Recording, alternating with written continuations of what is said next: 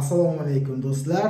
Xuddi Gollivud kinolardagidek holat yuz berdi. Hozir birgalikda videosini ko'ramiz. Ya'ni Cherry mashinasi Malibu'ni ustiga chiqib ketdi. Bunaqasi hali bo'lmagan bo'lsa kerak bizda. Birgalikda videoni ko'ramiz, keyin fikrlarimizni bildirib o'tamiz.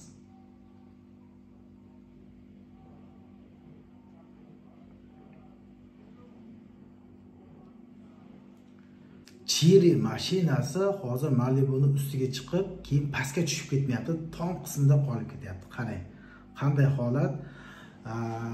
Ushbu holatga bloger Otabek Artiqov Telegram kanalida shunday post qoldiribdi. Toshkentda Malibu'ni ustiga chiqib ketgan Cherry'ni egasi ayol kishi ekan.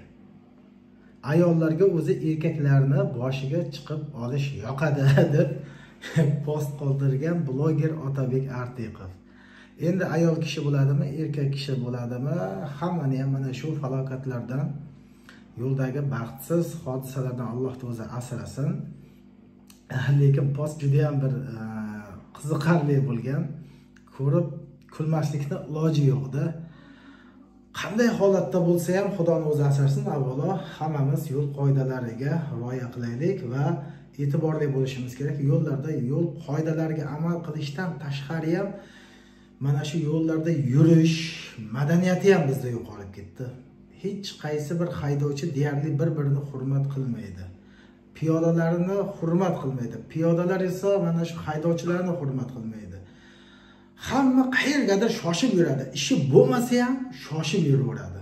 Telefonga chalg'ish, telefon kovlash va ishi bo'lsa bo'lmasa gaziga bosib haydash kerak. Bilmayman, juda ham mana shu yo'l madaniyati, yo'llarda yurish madaniyati bizda umuman deyarli yo'q desak ham bo'ladi. Juda ham achinarli holat.